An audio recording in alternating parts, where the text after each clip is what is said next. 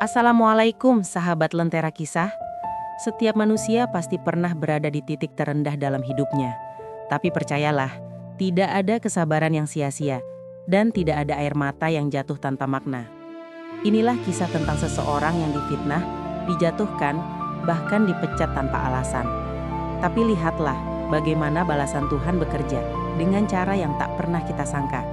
Selamat mendengarkan. Semoga kisah ini menjadi pelajaran dan penguat hati kita semua.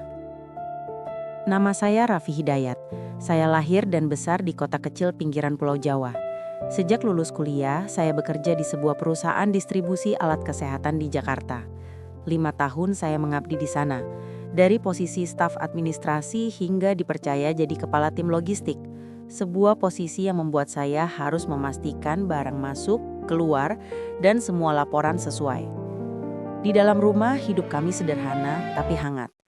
Istri saya, Mei, selalu jadi sumber kekuatan.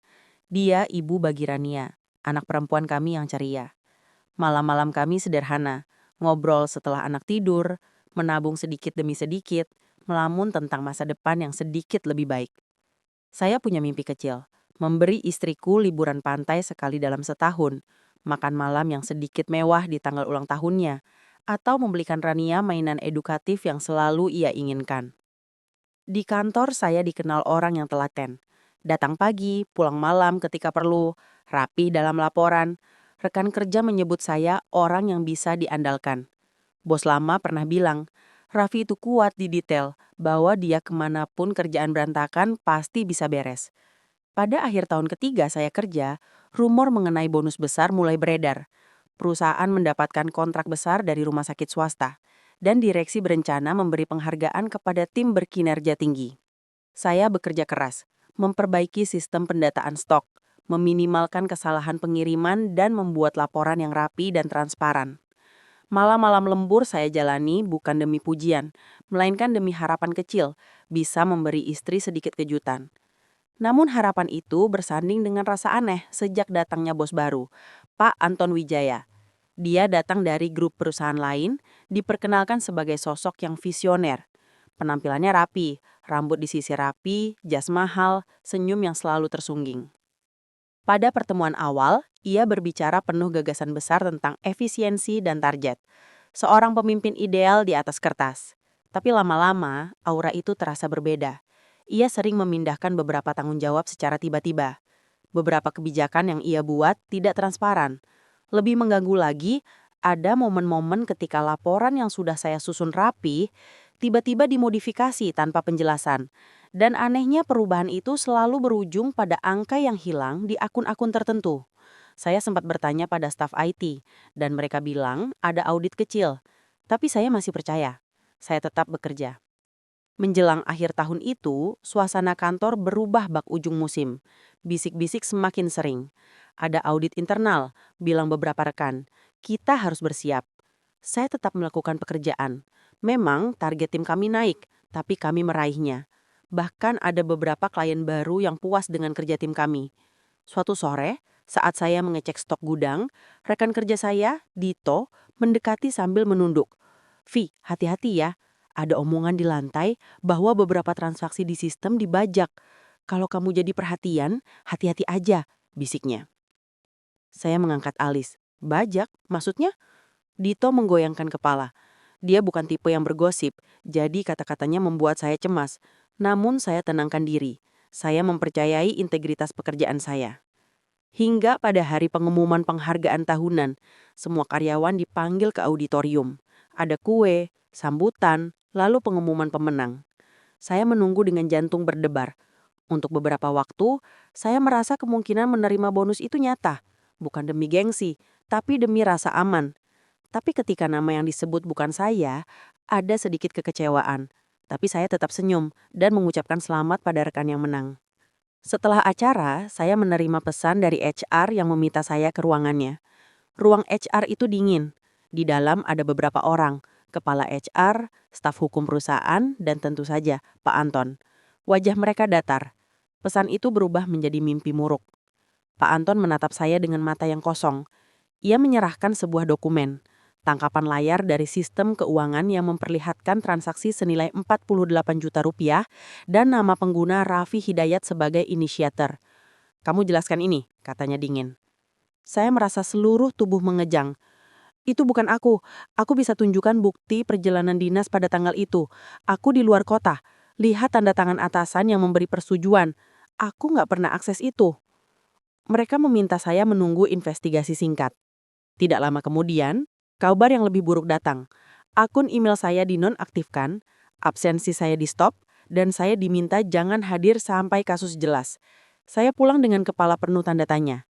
Istri menangis ketika tahu. Rania bertanya, "Kenapa Bapak sedih?" Saya memalingkan wajah agar ia tidak melihat mata yang berkaca-kaca. Di rumah kami berdiskusi berusaha mencari sebab. Saya membuka semua data yang saya punya. Bukti mobilitas, laporan perjalanan dinas, bukti GPS dari kendaraan perusahaan. Semua bisa menguatkan keberadaan saya di tempat lain saat tuduhan terjadi. Namun sesuatu membuat mencekam. Beberapa file yang saya simpan di server perusahaan lenyap. Saya panik. Semua terasa seperti jebakan sempurna. 1 minggu berlalu, investigasi berjalan lambat. Tekanan datang dari semua sisi. Rekan yang dulu dekat tak lagi sering menyapa. Email permintaan keterangan mulai masuk satu persatu. Saya jawab sejujur mungkin, melampirkan bukti perjalanan, hasil rapat, dan bukti lain. Namun keputusan perusahaan datang telak. Pemutusan hubungan kerja karena pelanggaran etika dan manipulasi data keuangan. Tanpa pesangon, tanpa peringatan bertahap. Rasanya seperti gempa. Rumah yang selama ini menopang kami runtuh. Istri dan keluarga lebih banyak menangis daripada memberi kata-kata semangat. Motor kami yang sebelumnya menjadi sarana ekonomi mulai kami jual. Tagihan menumpuk. Saya mengirim lamaran kerja ke puluhan tempat. Tapi ketika mereka menelusuri rekam jejak, tuduhan di perusahaan lama selalu muncul. Dipecat karena penyalahgunaan dana. Perusahaan sendiri tidak membantu meluruskan. Dan berita internal yang merugikan menyebar seperti virus. Rasa malu, marah, dan hama bercampur. Ketika saya berjalan menyusuri jalan, beberapa tetangga saya memalingkan muka, seperti melihat sampah yang harus dihindari. Saya merasa terasing bahkan di kampung sendiri. Namun di tengah kegelapan, ada bisik kecil, "Jangan putus asa, mungkin ini jalan untuk sesuatu yang lebih baik." Saya pegang itu seperti pegangan kecil di malam yang gelap. Beberapa minggu setelah pemecatan, sebuah pesan anonim masuk ke ponsel saya. Nomor tidak dikenal. Isinya singkat. "Kalau mau tahu siapa yang menjebakmu, datanglah ke kafe dekat gudang lama, pukul 20.00. Jangan beritahu siapapun." Setiap hati manusia punya rasa ingin tahu dan rasa takut. Saya berniat tidak pergi, namun rasa ingin tahuku yang akhirnya menang. Malam itu, saya melangkah ke kafe. Di sana, di sudut remang, duduk seorang pria muda. Wajahnya dikenali, Reza, staf keuangan yang selalu diam dan kerja keras. Ia menatapku dengan gugup. "Mas Raffi, maaf mengganggu. Saya nggak tahan lagi melihat ketidakadilan. Saya tahu banyak hal. Saya yang mengurus bagian input data. Ada transaksi yang diubah. Saya dipaksa." Ia menaruh flash disk kecil di meja. "Ini rekaman. CCTV, log akses sistem, dan beberapa transfer bank. Semua ada." Jantung saya berdetak liar. Reza lalu bercerita. Suaranya pelan tapi bergetar. Pak Anton sering mengambil dana kecil-kecil, lalu mengkondisikan supaya muncul sebagai kesalahan orang lain. Dia tahu cara mengendalikan sistem. Saya dulunya memang takut, tapi sekarang saya juga kena pecat karena menolak menutupi. Saya tidak tega lagi melihatmu jadi kambing hitam. Saat itu, saya merasa diberi napas baru. Reza menambahkan, "Kita harus hati-hati. Kalau kamu mau, kita bawa ini ke pengacara dan pihak berwajib. Tapi kita perlu bukti lain lagi, agar tak mudah dibantah. Saksi, print out bank, dan kesaksian pihak IT." Saya pulang dengan flash disk di saku dan hati yang bergumuruh. Ada rasa marah dan lega yang bercampur. Saya tahu jalan masih panjang. Saya juga tahu resiko terhadap Reza besar. Dia sudah dipecat namun berani mengambil langkah. Saya tidak sendiri lagi. Kami menyusun strategi. Reza berani mengantar beberapa file secara offline. Kami menemui seorang pengacara yang direkomendasikan teman lama. Pengacara itu, Bunia, teliti. Ia meminta semua bukti, membuat salinan legal, dan memformalkan pengaduan.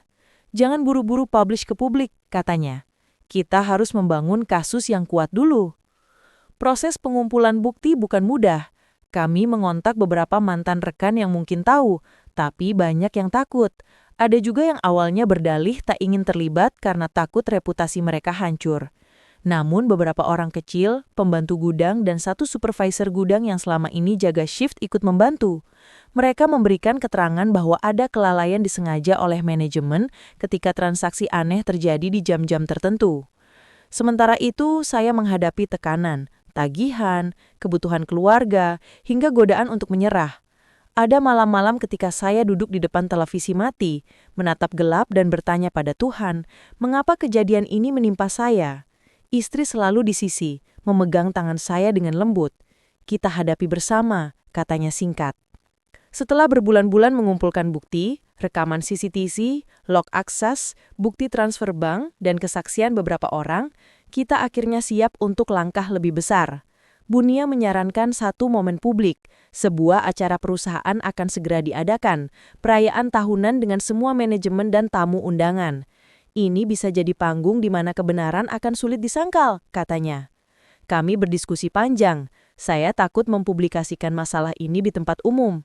Namun Bunia meyakinkan, ini bukan soal memalukan, ini soal mengungkap kejahatan. Saya gelisah, namun Reza tegar. Kalau tidak sekarang, mereka akan terus menutup semua jejak, katanya. Hari acara tiba. Aula besar dihias meriah, semua tamu berpakaian rapi. Saya datang bersama Bunia dan Reza, diam-diam tanpa ada yang tahu. Ruangan dipenuhi sorot kamera internal. Pak Anton di podium tampak percaya diri menerima penghargaan atas kepemimpinan yang inspiratif. Ia memandang publik dengan senyum kemenangan. Ketika sambutan berakhir, layar besar di belakang panggung tiba-tiba menampilkan adegan yang mengacak rencana rapi itu. Reza dengan tenang dan terburu-buru mengakses server dari ruang kontrol. Kami sudah menyiapkan backup. Rekaman CCTV diputar. Di layar terlihat jelas, seorang pria parubaya membuka komputer salah satu staf, masuk ke akun dengan username saya dan melakukan serangkaian transfer kecil. Suara di rekaman menyingkap instruksi. Login pakai akun Raffi saja, supaya kalau ketahuan, kelihatan dari bawah. Suasana langsung berubah, bisik-bisik menjadi kegemparan. Wajah Pak Anton pucat. Ia berusaha mematikan proyektor, berteriak meminta teknisi, namun bukti sudah menyala di depan ratusan tamu. Tim hukum perusahaan kami yang kami siapkan langsung maju memaparkan bukti transfer bank yang sudah kami kumpulkan, print out log akses, dan keterangan saksi gudang. Ruangan berubah menjadi arena konfrontasi tak terduga. Beberapa direktur menatap tajam. Salah satu direktur senior berdiri dan bertanya dengan suara berat, "Pak Anton, apakah ini benar?" Pak Anton terdiam. Seluruh mata tertuju padanya. Ia berusaha berdalih, menuding orang lain, tetapi data yang dipaparkan terlalu kuat untuk dibantah. Petugas keamanan internal dipanggil. Beberapa pemimpin perusahaan terbelah antara terkejut dan marah. Ada suara yang mengatakan agar polisi dipanggil. Dalam hitungan menit, langkah cepat diambil. Pihak berwenang diminta hadir dan investigasi resmi dimulai. Di tengah kegaduhan itu, rasa legam yang selama ini menghantuiku berubah menjadi kelegaan yang mendalam. Tangis kebahagiaan dan keharuan saya sembunyikan. Saya berdiri di pojok menyaksikan kebenaran yang tiba-tiba muncul di panggung yang tak terduga. Setelah kejadian di acara itu, proses hukum berjalan cepat. Polisi melakukan penyelidikan lanjutan atas laporan yang sudah kami ajukan. Bukti yang kami miliki, rekaman CCTV, bukti transfer, kesaksian saksi gudang, menjadi fondasi kuat. Pak Anton ditahan untuk pemeriksaan lanjutan.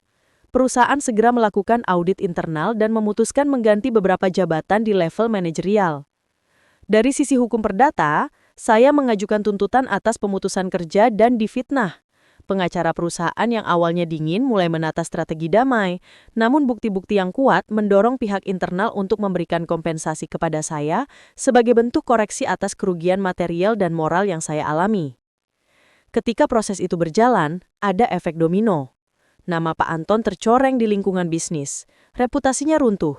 Berita kasus ini menyebar ke beberapa media lokal.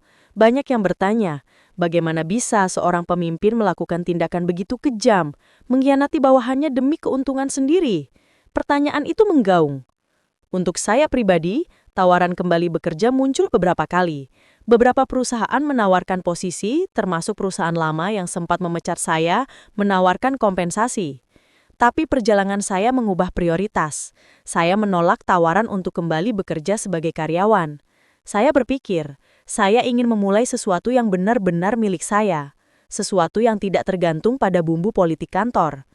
Dengan kompensasi yang diterima, dengan dukungan keluarga, dan pelajaran berat yang membekali, saya memulai usaha kecil bersama istri. Kami jual produk kesehatan dan alat-alat medis kecil secara online. Dari gudang kecil di rumah, kami mulai merangkak. Saya menerapkan pelajaran manajemen stok dan administrasi yang selama ini saya pelajari. Mei membantu urusan customer service dengan tenaga gotong royong yang hangat. Awalnya lambat, persaingan ketat. Namun karena kerja keras, kejujuran, dan pelayanan yang konsisten, usaha kami mulai tumbuh. Reputasi sebagai penjual yang jujur dan rapi membuat pelanggan kembali. Kami mempekerjakan 2 orang karyawan lokal, memberi mereka lingkungan kerja yang lebih manusiawi, tanpa tekanan berlebihan. Saya ingin menjadi bos yang berbeda dari yang dulu saya alami, lebih empatik, adil, dan transparan. Dalam proses ini, saya berulang kali diingatkan bahwa pengalaman pahit itu bukan sia-sia. Ia menjadi guru. Ia membentuk saya menjadi lebih tegar, membangun kosakata sabar yang baru, dan mempertebal rasa percaya diri untuk memulai dari nol. Sementara itu, proses hukum terhadap Pak Anton berjalan. Ia divonis atas beberapa pasal penyalahgunaan jabatan dan pemalsuan dokumen. Hukuman itu bukan untuk membalas, melainkan memastikan bahwa keadilan ditegakkan. Ia kehilangan jabatan, kehilangan reputasi, dan dipaksa menghadapi konsekuensi dari perbuatannya. Suatu malam, beberapa tahun setelah badai itu berlalu, saya berdiri di pintu toko kecil kami menatap langit malam. Hujan gerimis, lampu toko memantulkan kilau, dan Rania tertawa di dalam sambil membantu mengemas pesanan mainan edukatif. Mei berdiri di samping, menatap saya dengan mata yang penuh arti. "Kita sampai di sini karena kita berjalan bersama," katanya lembut. Saya menoleh, mengusap leher yang lelah. Kadang aku masih ingat saat-saat dipecat, saat aku merasa dunia runtuh. Mei menggenggam tangan saya. "Tapi lihat sekarang, kamu tetap setia pada kebenaran. Kamu berani berdiri saat semuanya salah. Tuhan punya caranya sendiri." Saya mengangguk. Benar, ada saat-saat ketika keadilan tidak datang cepat. Ada saat-saat ketika kita disakiti tanpa alasan. Tapi keyakinan saya berubah menjadi sesuatu yang sederhana. Jika kita tetap jujur, bekerja keras, dan menjaga hati, jalan akan terbuka, meski tidak selalu seperti yang kita bayangkan. Di sebuah acara kecil pernikahan teman, saya duduk sambil mendengar percakapan. Seorang mantan rekan kerja, yang waktu itu diam karena takut, mendekat dan berkata, "Maafkan aku, Raf. Dulu aku takut bersuara." Saya memandangnya, menghela nafas panjang, lalu berkata, "Tidak apa-apa, yang penting sekarang kita belajar jadi lebih baik." Pada akhirnya, cerita ini bukan sekedar soal siapa yang menang dan siapa yang kalah. Ini soal pelajaran, kejujuran, kesabaran, dan percaya pada Tuhan. Saya tidak membiarkan dendam menguasai. Saya memilih langkah-langkah yang benar. Hukum, bukti, kerja keras, bukan balas dendam yang merusak. Di penghujung kisah ini, saya ingin bilang satu hal. Jika kamu sedang difitnah, jika hidupmu tiba-tiba runtuh, jangan biarkan kegelapan mengambil alih. Kumpulkan bukti, pegang sahabat yang terpercaya, ambil langkah hukum bila perlu, dan jangan lupakan iman. Keadilan mungkin datang lambat, tapi ketika ia datang dengan cara yang membuat semuanya terasa lebih terang. Terkadang keadilan memang datang terlambat, tapi bukan berarti Tuhan diam. Ketika kita dizolimi, bersabarlah dan serahkan segalanya padanya. Sebab tangan Tuhan tak pernah luput membalas dengan cara yang paling indah. Terima kasih telah menonton sampai akhir. Jika kisah Raffi menguatkanmu, beri like dan share agar semakin banyak yang tahu bahwa kebenaran, meski tertunda, takkan pernah hilang.